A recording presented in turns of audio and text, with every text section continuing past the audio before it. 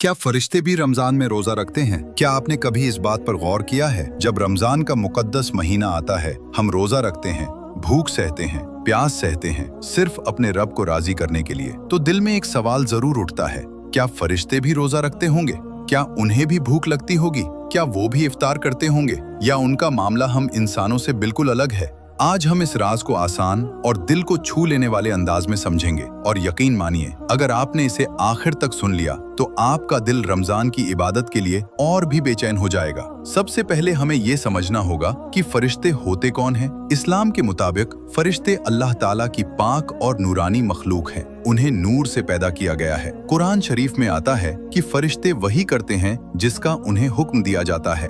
फरिश्तों की कुछ खास बातें होती हैं। उन्हें भूख नहीं लगती, उन्हें प्यास नहीं लगती, उन्हें नींद नहीं आती, उन्हें गुनाह करने की ख्वाहिश नहीं होती।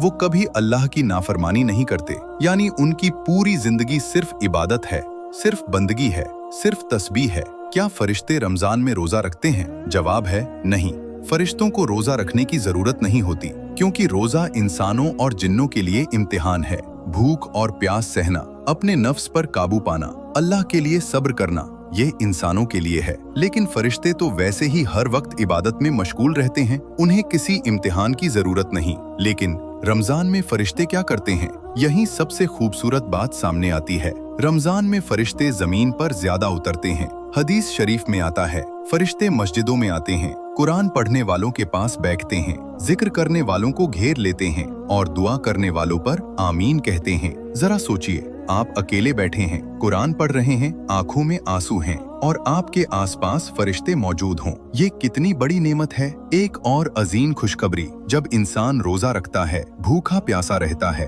अल्लाह की रजा के लिए सब्र करता है, तो फरिश्ते उसके लिए दुआ करते हैं। यानी आपका रोजा सिर्फ आपका नहीं, आपके लिए आसमान से रहमतें उतर रही होती हैं। और फिर आती है रमजान की सबसे मुकद्दस रात, शबे कद्र। कुरान शरीफ में आता है कि इस रात फरिश्ते जमीन पर उतरते हैं। उलमा बताते हैं कि इतनी बड़ी तादाद में फरिश्ते उतरते हैं कि जमीन भर जाती है। हर जगह, मस्जिदों में, घरों में, इबादत करने वालों के पास, दुआ करने वालों के पास। जिस इंसान ने उस रात सच्चे दिल से इबादत कर ली, उसकी तकदीर बदल सकती है। लेकिन याद रखिए, फरिश्ते हर जगह नहीं आते। वो वहाँ आते हैं जहाँ अल्लाह का जिक्र होता है, कुरान पढ़ा जाता है, नमाज अदा की जाती है, सुकून और पाकीज़गी होती है। और वो दूर रहते हैं वहाँ से जहाँ गुनाह होते हैं, जहाँ झगड़ा होता है, जहाँ गंदी बातें होती हैं। इसलिए रमजान में हमें सिर्फ अपना रोजा नहीं, अपने घर का माहौल भी बदलना चाहिए। क्योंकि रोजा सिर्फ भूख और प्यास का नाम नहीं है। रोजा है सब्र, तकवा,